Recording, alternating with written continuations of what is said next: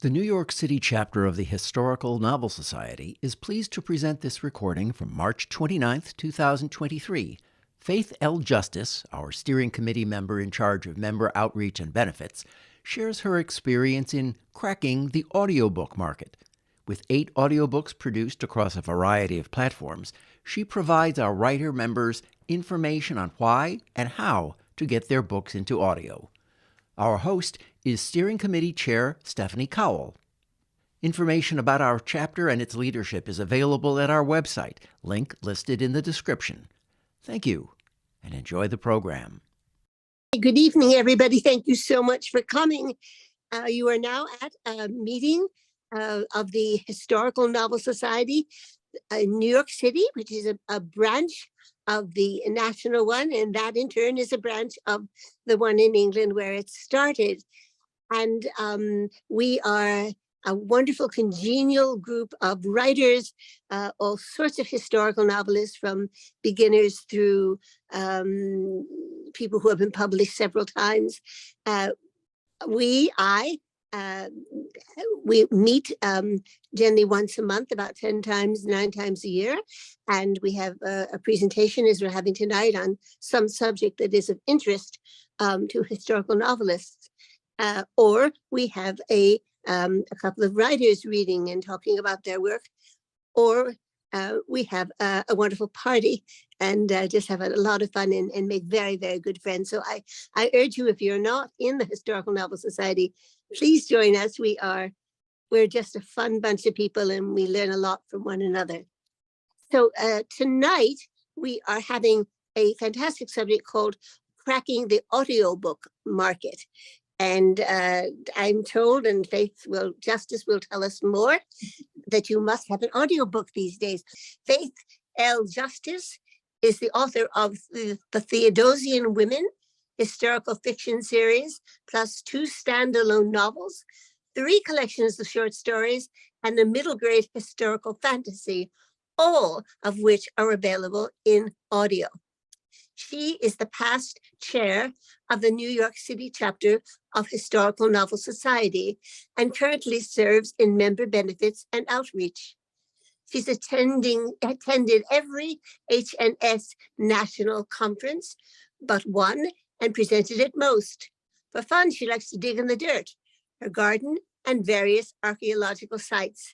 You can sample her work, follow her blog, or ask a question at faithjustice.com.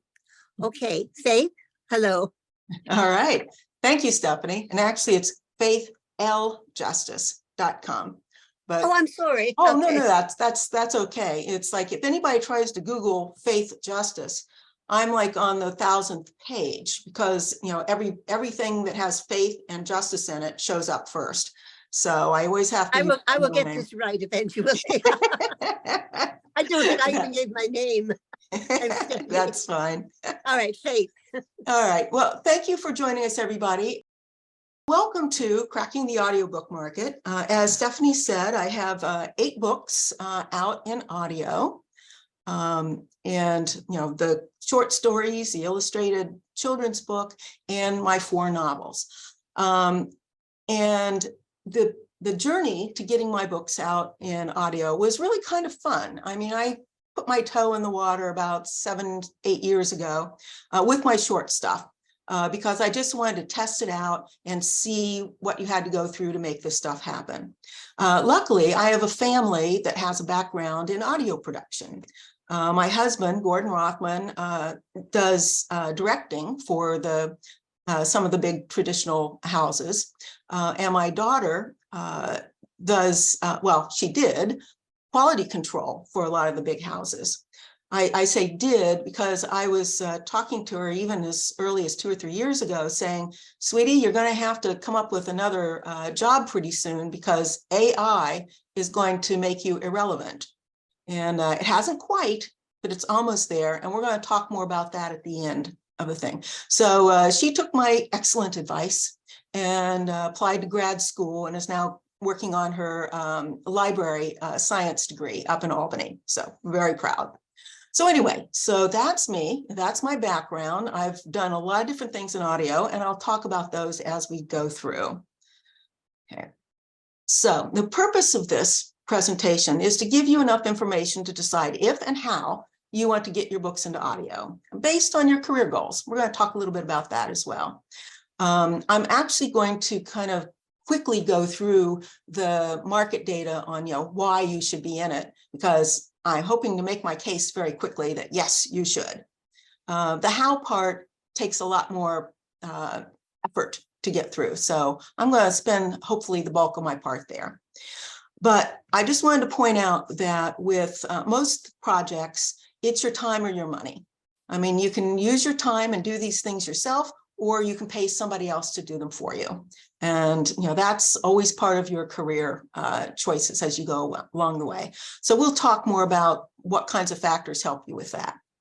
So what I'm going to be covering is why be in the market, the actual generic process of creating an audiobook. There are several specific steps that it has to go through no matter how it gets made. The different routes to the market and what the author responsibilities are in each.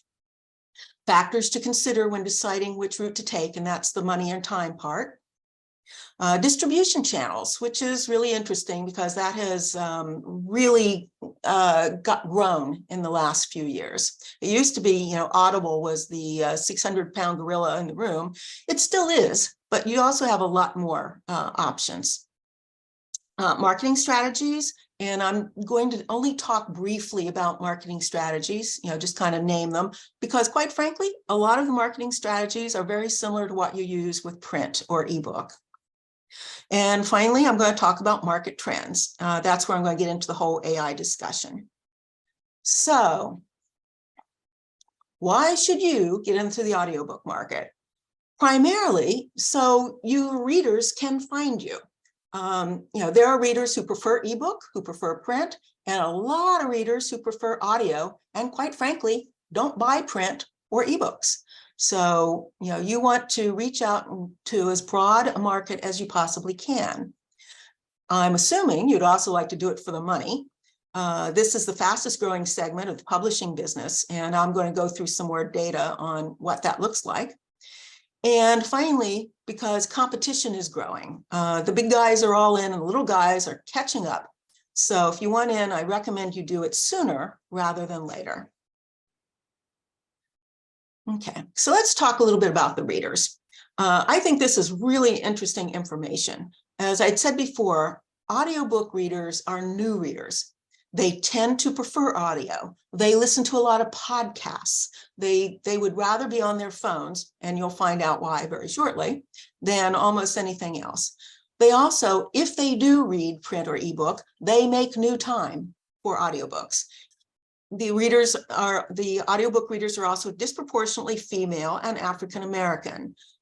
Female women will consume about 14% more audio content than men, and African Americans are represented about 100% more than they are in the population. I think it's about 26% of audiobook readers are African American, and I think it's about 12 or 13% in the population. So again, new readers here. And they are young, educated, and employed. About 57% of the listeners are under age 44, which is a big thing for historical fiction because our audience tends to skew older. So let's try to get them while they're young. Raise them right, as my mother used to say. So I mentioned it's the fastest growing segment in publishing, and it had double-digit growth for the past 10 years, and it is projected to be doing the same through 2030. In 2022, the revenues were $4.5 billion for audiobooks. That surpassed ebook revenue. They surpassed ebook revenues in 2019, and it's projected to be $35 billion by 2030. And the reason why it works this way, you'll see in the next one, it's only 9% of book sales right now. It's projected to go up to 21% by 2030. But the reason why the revenues surpassed ebooks, which was a much bigger percent of sales, is because the royalties are better. Audiobooks generally cost more, but again, I'm going to talk about that in market trends because that's changing. But in general, you make more money, and they're more expensive, so that's the reason why it's such a larger part of the revenues. And this is the statistic I love, because it's fiction, is about 65% of the audio market, versus in the regular print and ebook market, fiction is only 40%. So, this is the folks who listen to audiobooks like fiction, and that's where we're at. It's not that they don't, read nonfiction, but, it's much better than it is in print. So discoverability is better. And that's my next slide, is competition and discoverability. So I'm going to be throwing some numbers up here just to show you, what kind of competition we've got. So we've got 170 million books in print and ebook. So if you've got one book out, you're 1 in 170. 4 million books were published last year alone, and it looks like that 4 million is going to keep up for a while. That includes the self-published. So if you put your book out last year, again, it was 1 in 4 million. Hard, lots of competition and hard to discover you. However, audiobooks were 74,000. That's compared to 4 million, 74,000 published in 2022. So now competition's getting lower, discoverability is getting higher. And in historical fiction, you'll see as of yesterday, when I updated my slide, there were over 60,000 historical fiction titles listed in the Kindle store, over 30,000 historical fiction titles listed in Audible. So you have twice the chance of being discovered in Audible if someone's just looking at historical fiction. But as I said earlier, it won't stay that way. Lots of people are jumping into the market. So what is keeping you from doing it? When authors have been surveyed about why they are or are not in the audio market, the big thing is money. And I'll admit that is a big hurdle. If you're paying $6,000 to get an audiobook made, and then you got to figure what are the royalties coming in from that, and is it going to pay itself out? So unless you are really earning royalties hand over fist, it may not. So you need to know, again, what's your business model and how you want to deal with these sorts of things. But I'm going to show you how to do this stuff on the cheap. And so if you really want to do it and money's the obstacle, I've got some suggestions for you. The second thing is technical know-how, because, again, you see this guy over here at his very scary looking panel. And yeah, that's the way things used to be done, but not anymore. Now it's all done on computers, but you still need to know how to run the software. So again, I'm going to talk about some workarounds for that.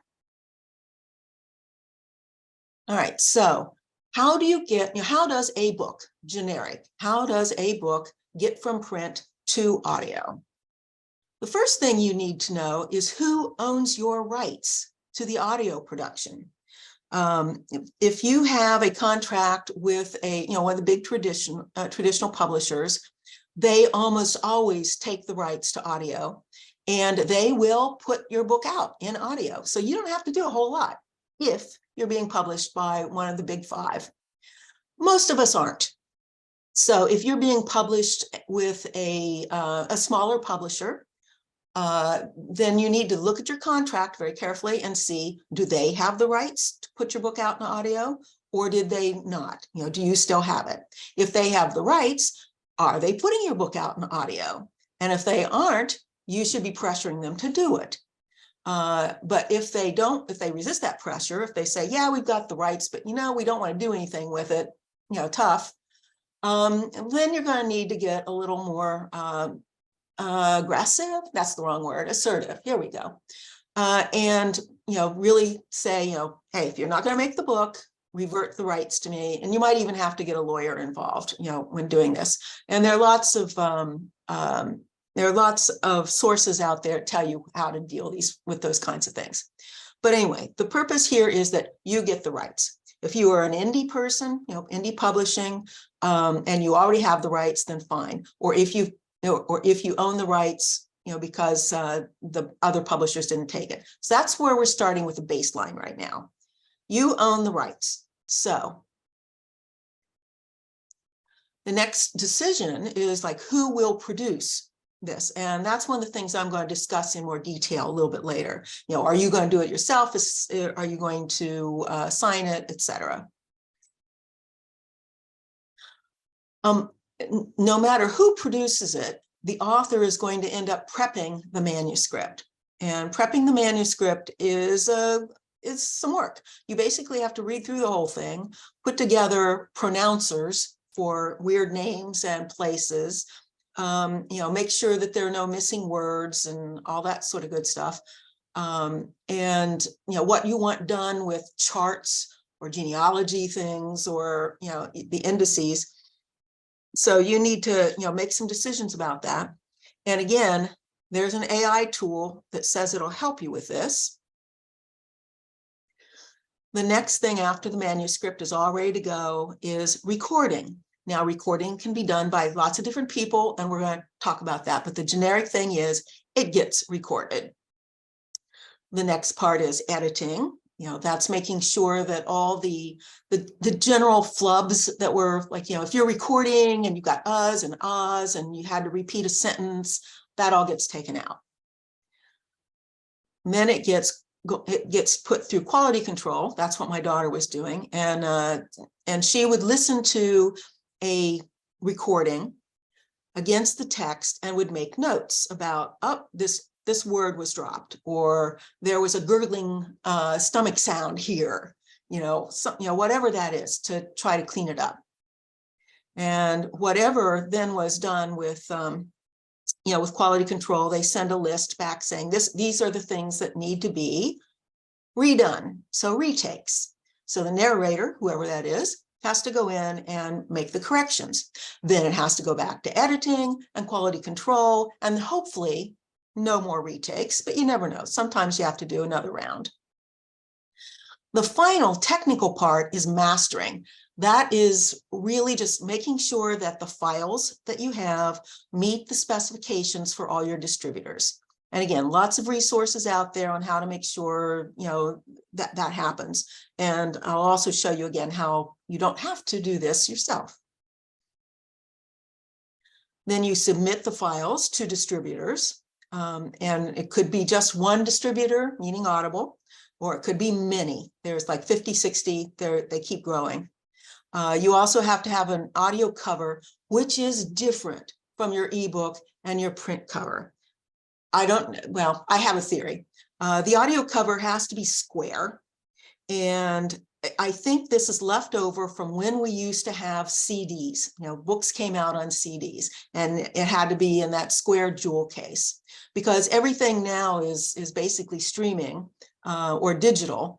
And you wouldn't have to have a square cover. You could use your ebook cover or your print cover, but everybody's still requiring at this point a square cover. So that has to be done new.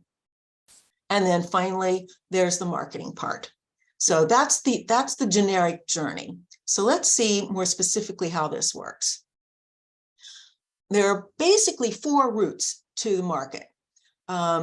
You can assign rights to an audiobook publisher, and we'll talk about the pros and cons of that. You can hire a full service audio production company. You can do author do-it-yourself, and that really does mean, everything. Or you can do some sort of hybrid. And this is the way I've done most of my work. I did, some almost DIY, but it was really hybrid. So it's kind of a connection here between do-it-yourself and hiring bits and pieces of the work done for you. And I'm going to go into much more detail with that. So pros and cons of assigning your rights. Okay, you have your rights. You really don't want to do, all the stuff that needs to be done. you can try to get an audiobook publishing company to buy your rights from you and produce the work. If you can make that happen, it's the least involvement. You know, I put a question mark because some people like to be very involved, but it's the least involvement. There's no upfront money. So it is absolutely the cheapest way to do it, because this is just like when a publisher buys your print books and puts it out. They are responsible for doing all the work. You get a professional product, you get the prestige of it coming out of, you know, an audiobook publisher. The cons are, this is absolutely hardest thing to get. You always have to do it almost always with an agent, you know, but it's hard with or without an agent. Even with an agent, it's just hard to, because again, competition is out there. It's also the least control. You know, you probably have little to say about the narrator. Maybe you can say, I don't like it, you know, but you can have not a lot to do with that. And, you know, very low royalties compared to the other things. All right. Now, that was like the cheapest because there's no upfront money. The most expensive is hiring full service. In other words, you're going to be asking them to do all the technical stuff. You still have the work because you still have to prep, you still have to do the marketing. But there's other things that you won't have to do. So this is less work. You have a lot more control because you can work collaboratively, you know, with a full service organization. You get a professional, professional files, and you know all that's done. The problem is it is the most expensive. Prices vary from flat fee. And generally the average for a flat fee, depending on the length of the book, is around $6,000. The fee could be per word. And there's one of the organizations I've got on my resource list, and the resource list will be made available to everybody. You know, does it for per word. It's like 10 cents per word, or per finished hour. And per finished hour is a term that you'll hear a lot in audio production. And that means, like, you know, if your book is, when it's finished, is 10 hours, that's 10 finished hours. It takes about 3 to 4 hours for every furnished hour in extra work, you know, to prepare for it. So, you know, they'll charge you per finished hour, and that can be anywhere from, like, you know, $300 to $600 or more. You know, you got to ask. So again, that can be very expensive. So, author do-it-yourself. This is just what it sounds like. You do everything. It's inexpensive, although there are a few little, you know, things here or there. Like if you have to buy a good microphone, and even good microphones aren't that expensive anymore. They're like, you know, $100, sometimes 70. You may want to buy the software, although there are free versions of audio editing software out there. You don't have to build a studio. You can, you know, take what we did with our linen closet, which is basically like hang up quilts around the side, you know, and it's, you know, it doesn't have any windows in it. So you can find, like, you know, a quiet corner and put up quilts and, you know, deaden the sound. So you don't have to have a big fancy studio. And there are tons of do-it-yourself resources out there. And the best source of that is at ACX. That's Audio Creation Exchange. And I'm going to talk a lot more about ACX because it's one of the major players in this building. And they just have anything and everything you ever wanted to know about doing, you know, making your own book. And their, you know, and their videos as well as text. So highly recommend that. And you have complete control over everything related to the project. The cons are readers prefer professional narrators for fiction. That has continued to be true. If you've got nonfiction, you know, doing it yourself and, you know, doing the narrating yourself is probably just fine. Or if it's a memoir, people really like to hear memoirs in the author's voice.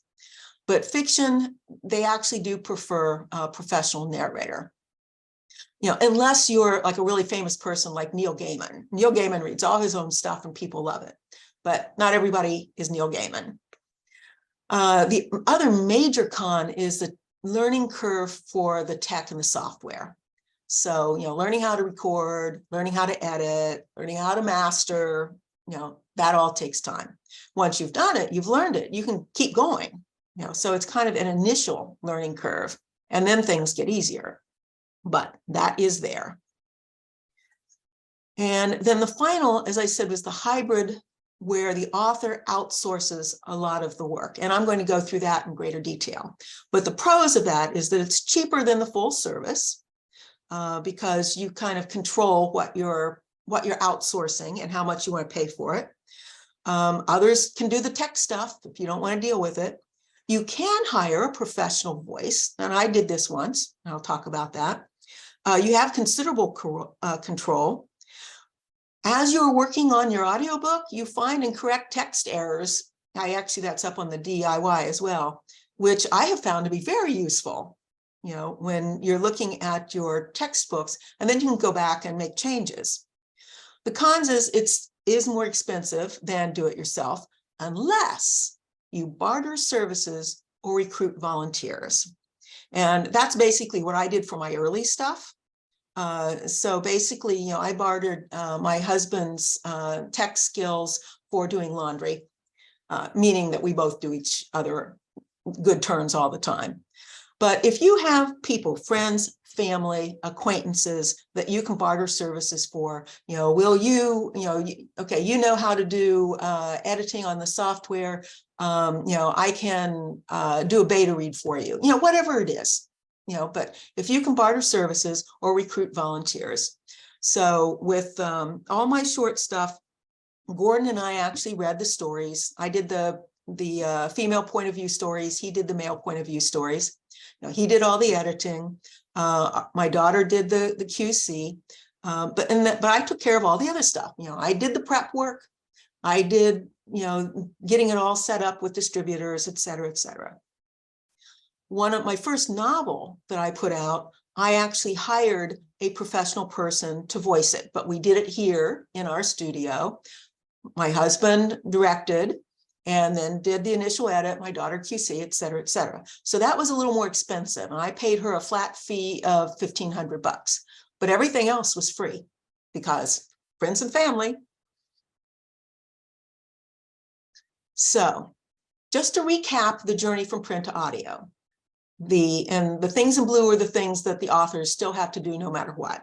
You have to prep your manuscript, record and edit you can send out, quality control you can send out, but I recommend that you don't, because I think that not only you catch the errors in your print stuff, but you learn what sounds good as you're doing this. And it helps you with your writing in the future. So next time you write something, you are going to be writing with, the ear in mind as well as the eye. But again, that's something that you can, source out if you want. The retakes, sourcing, mastering, you can source, submitting files, you can do that. Some places will even make your audio cover for you. Marketing, I know we all hate it, but that's something we still have to do. All right, so let's take a closer look at that hybrid model. Again, author preps, hopefully does quality control, author markets. I added a couple other things in here, finding the audition and selecting a narrator, but that's more of a choice or a decision you have to make, and choose distribution channels. One way that a lot of people use, it's the indie narrator producer. Now, most people who go through ACX do this. They go on to ACX, they start a project, they put all their information up, and they say, I'm looking for a narrator to, of this type for this price, and that people then bid on the projects and send you audition tapes, and then you select, which one you want to work with, and you negotiate the price and the dates and times that things happen, whatever. An indie narrator producer will then record, they will edit, they will send the files to you, one at a time or all in one batch. You do the quality control, or you pay somebody else to do the quality control. Then, that gets sent back for the retakes. And when everything is all approved, they master the files and they give them to you. And you have all these files on your computer, which then you get to choose what you do with it. So you choose which distribution channels you want to submit them to. You set the price for most of them, and you do the marketing. Now, indie narrator and producers basically work for either a flat fee, some will. Most of them work for per finished hour, and that can vary from, it can go up to as high as 500 for the ones that are really popular, but, in the 300 mark, 250, or shared royalties. And shared royalties is only available on some platforms. So ACX offers shared royalties. Findaway Voices has that, and I don't know, some of the others, so you'd have to check. But the shared royalties, quite frankly, most indie narrators won't want to do that. I mean, unless your book is just guaranteed to be, doing hundreds and hundreds of sales, they're probably not going to be interested in that. Now, when I did this for one of my books, my middle grade book, my daughter actually narrated it, and we share the royalties. So, she makes 10 or 12 bucks off that every couple months. So the next big way of doing, the outsourcing and what your options are is by using an audio services company. This is like Findaway Voices, which is now owned by Spotify. It's Listen Up. It's a new one that I just discovered called, Audivita. There's many, many out there. I listed a bunch of them on my resources page, but they all work pretty much the same way. So you see, they do the record, edit, retakes, etc. Their value add here is that they kind of act as a middle person between you and an indie narrator producer. And they do, add some value down here at the end too. So they have a stable of producers, narrators, producers that they work with. And once you set up a project with them and tell them, this is kind of voice I want, soft, angry, this is the nature of my book, they ask you tons of questions to get at, who would be a good narrator. They will usually then propose a slate. They will say, okay, here's 8 to 10 narrators we think would be good for your book. And then you can go on and listen to audition tapes that won't be your book, but listen to audition tapes. And if you want to propose, to several of them, see which one is going to take you up on it, then, you say, okay, I'm interested in getting an audition tape, meaning of your book, from these 3 people. And then if they want to do that, they do. You select a narrator. But right up front with the narrators, it has their price on it. So again, it's a per finished hour price for the narrators. When that's all settled, then the audio service distribution company is basically between you and the indie narrator. So everything has to go through their dashboards. And I occasionally would get in touch with the narrators just for the purpose of uploading, a particular file. But so, once you choose your narrator, that narrator will record. They may edit themselves, or they may outsource the edit. Again, that is up to them, but they have to send back to you files, which you then do the quality control and make notes and send it back and say, this is stuff that needs to be changed. They do the retakes and as many times to go through that cycle as needed. They master the files. And then they, basically give it to the audio services distribution group, and the audio services folks distribute the files, and they distribute the files in any way that you wish. So they have a menu of 40, 50 places that you can distribute your files to, and you just check off the ones you want, and they will send your files to those companies. They will send all the metadata.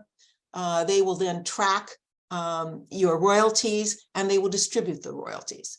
Now, what do they get out of this? They take a small piece of the pie. So, you want to, it's a tiny piece of the pie, but it is a piece of the pie. And so when I did this, I basically didn't have them distributing to Audible, because I didn't want them even taking the small pieces of pie from Audible, because 63% of my sales are at Audible. So, but that's a choice, you can make. So that's, that's the big picture here of the various options. Some cost more than others. You can do it pretty cheaply with friends and family, or, sometimes it'll cost, I think mine costs like $2,000 to do it this way through Findaway Voices. All right, so let's move on to distribution, because this is one of the choices you have to make. Audible, I thought this was really funny. Audible is the 800-pound gorilla in the room, in the market, and they control 63.4% of the US market. Now that is up from a couple years ago. It just so happened, I just ran the numbers on mine, that the 3 books that I have at both Audible and Wide, 63% of my sales came from Audible. Now, if you want to be exclusive, you will get higher royalties. So you'll get 40% of the royalties versus 25% if you are non-exclusive. You can still be at Audible, but if you are anywhere else, they'll only give you 25% of the royalties. Another pro is that you just have a single dashboard you're working with. You don't have to learn, all the interfaces for everything else. They also have what are called giveaway codes. And to the audiobook listening audience, which is probably 60–70%, they prefer these codes to other codes. It's just a preference thing. The cons are you lose out on the wider market. There's no distribution of libraries, and you have no price control for marketing purposes. So Audible gets your book, they set the price. Now, it used to be that they set the price based on how long your book was, how many hours it was. They have very recently, very, very recently, within the past month, have cut the prices on several books. My novels have now gone down in price to comparable to the hardback copies. And my short stuff, what I call low content books, has gone down to below the price of a paperback. So what is this going to do about my income? I'm not sure yet, because this is brand new. But they set the price, and there's nothing you can do about it. They may occasionally run sales, but again, it's up to them. Oh, and another key thing for me was I wanted my books in libraries. I really, truly did. I love libraries. I wanted them there. So that meant that, I was not going to go exclusive. So non-exclusive. All right. The pros are you get the wider market, including libraries. You get price control for marketing, which I think is a very important element. You can get giveaway codes on a lot of these platforms. They're just not the preferred ones. If you are like with Findaway Voices or Listen Up or one of those places, you can have only one dashboard. I say multiple dashboards because I keep mine on Audible, as I said before, but you can have it all in one place. You can have them distribute to Audible as well. So basically what you want to think about here is, again, what are your career goals? If you're going, strictly for the money, you need to make a living on this, you need to run the numbers, whether or not it's going to be worth it to you to lose that 15% royalty at Audible. If you want to get your books out to as many people as possible, then, you probably want to go non-exclusive. But again, it's depending on what you're doing with your career, where you're at with it, what you can afford to do or not do. Time or money. All right. So marketing strategies. This is this I'm going to go through pretty quickly. I'll be happy to talk about more stuff in the Q&A. But the top marketing strategy for audiobooks is to hire a celebrity narrator. And most of us aren't going to be able to do that unless we have a celebrity narrator in our family. I know at least one person who does, but doing this, that is really a key thing. But like I said, most of us can't. However, there is a workaround. If you are in a genre that, romance or mysteries or sci-fi, it's really easy to go to like Audible and look at what the best selling books are there, and look and see if the names of the narrators are coming up over and over, because there are people out there, and a lot of them actually, who buy books based on who narrated it. And you'll see ratings for the narrators as well. So you can look at the ratings of the books, and if something in your genre got a pretty low rating, the narrator did, you don't want that person, but you might want to try contacting the others. Okay, launching your audio version with your print and ebook, which saves a lot of time and effort because you are marketing your book, no matter what the format is. So all the marketing work with the blog posts and the podcasts and the presentations and your 18 different social media channels, you are basically marketing the book, but you have your audio version out there at the same time so people can choose what they want. They can choose your print, your ebook, or your audiobook. They've heard about it and they can get it. If they have to wait 6 months, or in my case, it was like 3 years before I got my first one out, they may forget about your book and not be interested. So, putting it out with that, with your print and ebook is a good marketing strategy. If, like me, you didn't get your books out when your books were first available, and they came out later, you can still promote your paper and ebook because your audiobook is there on the same page, with your print and your ebook. So by promoting your paper and your ebook, the audiobook shows up right there, and again, people can choose what format they want. You can also use giveaway codes to get reviewers to review your book. Again, that's part of the social media kind of stuff. And I highly recommend that you use that. And later, when we get into Q&A, I'm going to be giving away some giveaway codes. So stay tuned for that.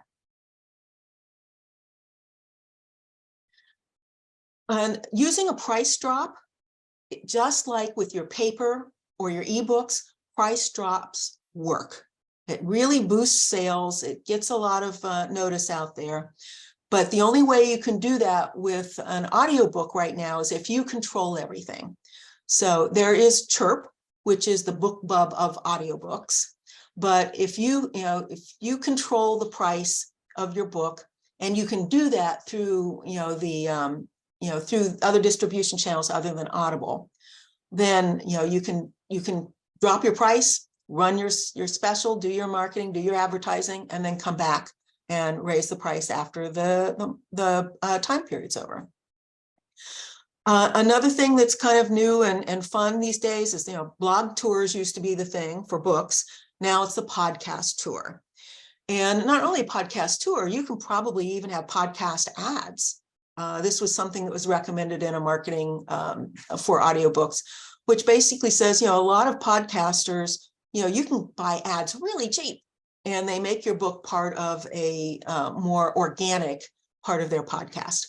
So there's more information out there on all of these things, but I just wanted to make you aware that they did exist. So what is happening in the market? Well, as I said, the proliferation of audio services and business models is making accessing the market easier, and I should have put up here, and cheaper. So keep your eye out on what's happening with, with the various recording things. You have to keep your ear to the ground when it comes to be a good business person, because there's new stuff coming through all the time. Okay, and one of the things that is also happening is there is a rapid move to subscription model for audiobooks. It used to be, if you wanted an audiobook, you went to Audible, because they were the only ones out there. You went to Audible and you bought a book and you downloaded it, and it cost you, between 25 and 40 bucks usually.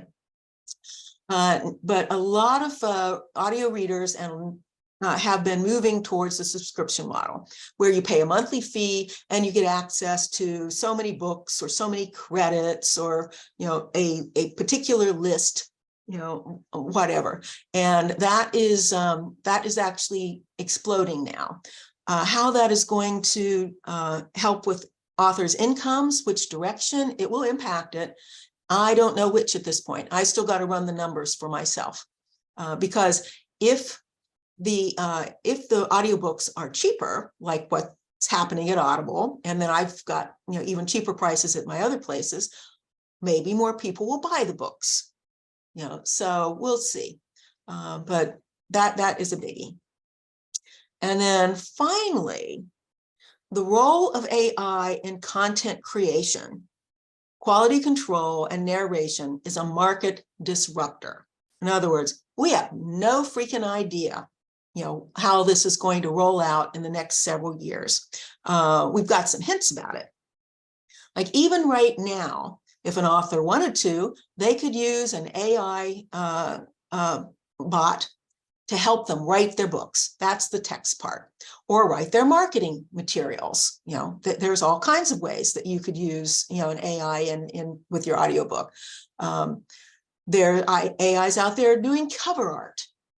So, these things already exist and are being tried and are being experimented with. I told you about quality control.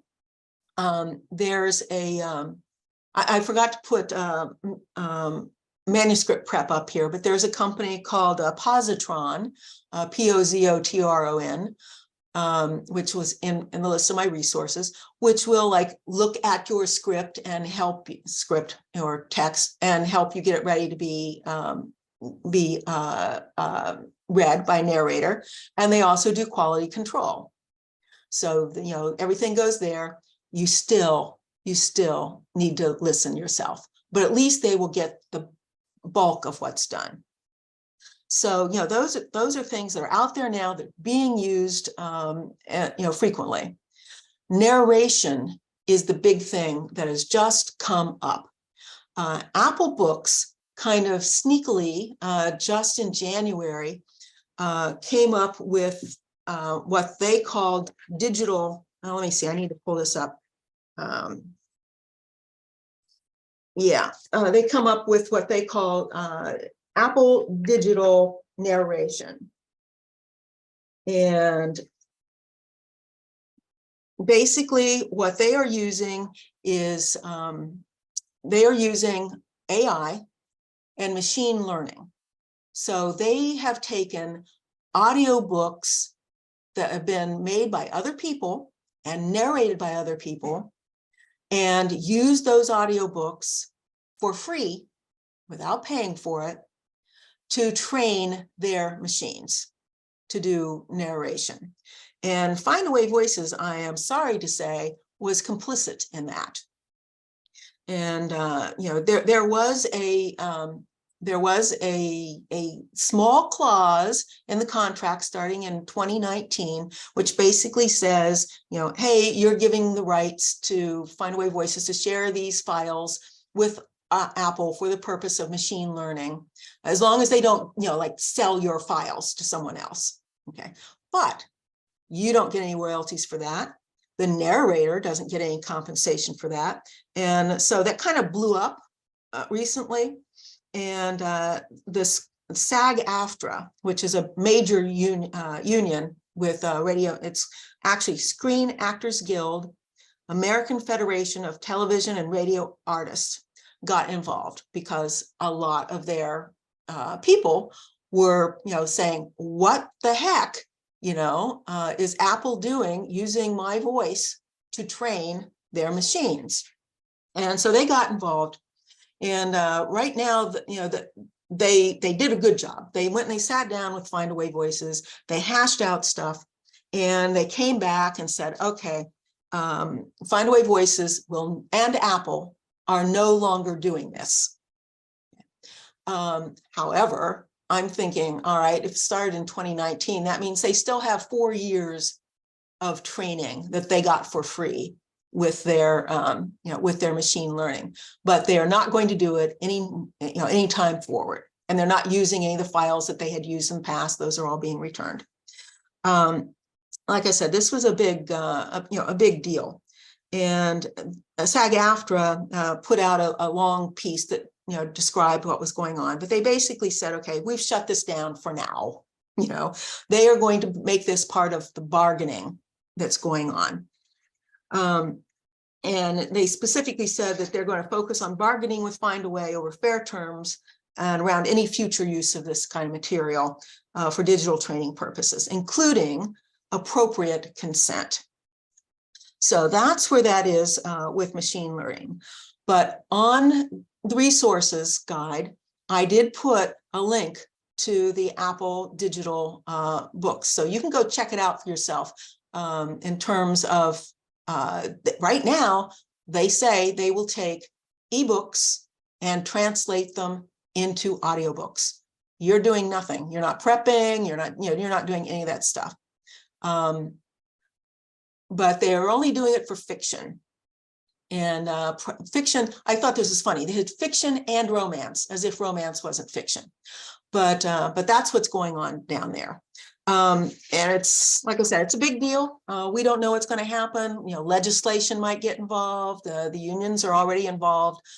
We don't know, where this is going and, what it's going to be. If some organizations come out with some really good IA narration tools that were, I don't want to say legal, ethically sourced, this could be a real game changer for anybody who wants to put out audiobooks. So that is all I'm doing here. So I want to thank you. We'll go to Q&A just a second. I'll bring Susan back up. This is my info. You can get in touch with me at faith@faithljustice.com, my website, faithljustice.com, Twitter, Facebook. I will be posting the slides from this show and the resource guide on my website. Probably it'll be up tomorrow. So Lisa, take it away. Just going through the questions, some of them were already answered, Faith, but I'm going to still post them to you in case there's anything else that you can add. Okay. I initially asked the question, which both Janet and Susan were very kind to answer, about Findaway working with international authors. Can you tell us a bit more about that, if you're aware of it, please? That is an area I haven't done any work in. Okay. So, yeah, so I'm sorry. First one up, I swift. Okay. And then Liz Kinchin asks, isn't it important for the audio and text versions to be identical for syncing? Good question. No. And the reason why, there used to be a syncing thing on Kindle, and they actually quit that because there was, it was the text audio kind of stuff. Because most people aren't, they're either going to do text to audio, or they're going to have just the audio or read just the text. So, and in fact, one of the things that comes up with directing a person who is the author, so an author narrated thing, is that occasionally they will come across stuff that they want to change in the audio. A sentence was too long and complicated. There was a word that really you didn't think about in terms of how it sounds to the ear. Like there was a good one where someone had talked about news, GNUS, the animal, but in the context of the sentence, it sounded like it was news, as if, TV news, radio news. So no, you do not have to have it exact for syncing. Okay. Helen Lundstrom Irwin asked, how do you get your books into libraries? You do that through the distribution channels. So there's a couple of them. It's like Hoopla and Overdrive. So if you choose those as as a distribution channel, then they will get your book into libraries. And I mean, it's not a lot, but I usually get a handful, 6 to 8 sales to libraries, each month. That's and yay, amazing. that's someone who probably wouldn't have listened to my book. Thank you so much. That is excellent. And lastly, I believe Elizabeth Bell would like to hear any tips for audiobook marketing / advertising. Okay, yeah, I think I covered all those in the marketing section, all the ones that I'm most familiar with. Again, like, when you are marketing to your ebook and print book, that helps your audiobook as well. And price drops using like a BookBub kind of thing, using Chirp, that helps. But it's basically, if you're marketing your book, don't think of it as I'm marketing my ebook, I'm marketing my hardback, I'm marketing, you're marketing your book. And if someone then goes to the sales page, all the formats will be there and they can choose.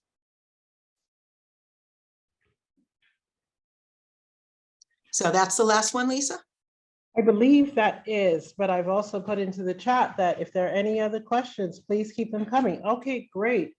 Susan wants to know, which book has been your bestseller? Twilight Empress. And the reason why is because I've been the last year and a half doing a lot of marketing Twilight Empress, the book. And so, yeah, I sold 40 audiobooks last year. And that may not sound like a lot, but the year before that, I'd sold 12. So, it was up. I sold like over 600 copies of Twilight Empress altogether last year. Again, if you're looking to live on your royalties, that ain't gonna do it. But it was a big deal, because when a book's been out for a while, and Twilight Empress has been out for like 5 years, they tend to die, die on the vine. So, if I can keep it evergreen, using ads and marketing to it, that'll be it. Okay. And another question from Susan, do you narrate your own audiobooks as well? I narrated my short fiction. So Gordon and I both did that together. I would not do my longer fiction. I have a reasonable voice for, like, okay, folks, it's been almost an hour. You're probably okay, but getting tired of it. I don't think my voice that people would be very happy with it, for 10 or 12 hours. So, but the short fiction, okay, it's a few minutes, and then Gordon comes on, he does his, and then I do mine, and that worked well. Okay. Elizabeth Bell would like to know, what ad platforms do you use? Oh, I'm primarily using Amazon right now, but I'm looking to expand into Facebook. I just haven't, done the research and worked out the stuff. I took a free course on Amazon ads, which was very, very helpful, and I've been working on that for a while, and it really has increased my sales tremendously. So yeah, I'm selling about 125 books a month now. Where I was selling like 25 to 30 books a month. Now that's across all my books and all my platforms. Well, What? Stephanie? it's great. It's great. You went up, what, 500% or something like that? It's amazing. So I think that wraps everything, and thank goodness I didn't go 100 an hour 10. That's what I did during my practice. I said I really got to dial this back. So Stephanie, you want to come on and send us on our way? Okay, so I'm really glad you all came. I mean, there's so much material that Faith has kindly given us that I have to listen to this at least twice to even begin to take it all in. But I want to encourage you and welcome you back to the next presentation, which is on May 3rd at 6:30 p.m. Eastern Standard Time. And that will be with Susan Wands and Gwendolyn Womack in a Zoom panel presentation. And I'm going to be the host. And it'll be a hybrid event taking place at the Jefferson Market Library in New York City and Zooming with author Gwendolyn in Los Angeles. It's called Worlds of Magic and Tarot in Historical Fiction. And I think it's going to be just amazing. So if you possibly are in New York City or can get here from a nearby area, please come to us in person at the beautiful Jefferson Market Library in Greenwich Village, heart of Greenwich Village. It's just so much fun. And if you can't, you'll partake in the fun through the Zoom. So thank you so much for coming. It's been a pleasure to have you. And thank you all so much. You were a great audience, and we'll see you in May. Take care. And that concludes our program. We hope you enjoyed it and learned something new. You can find out more about the New York City chapter of the Historical Novel Society and our leadership at our website, or contact us at hns-nyc@mail.com. And finally, please consider supporting our volunteer panelists and hosts. You can contact them at their websites below. Thanks for joining us.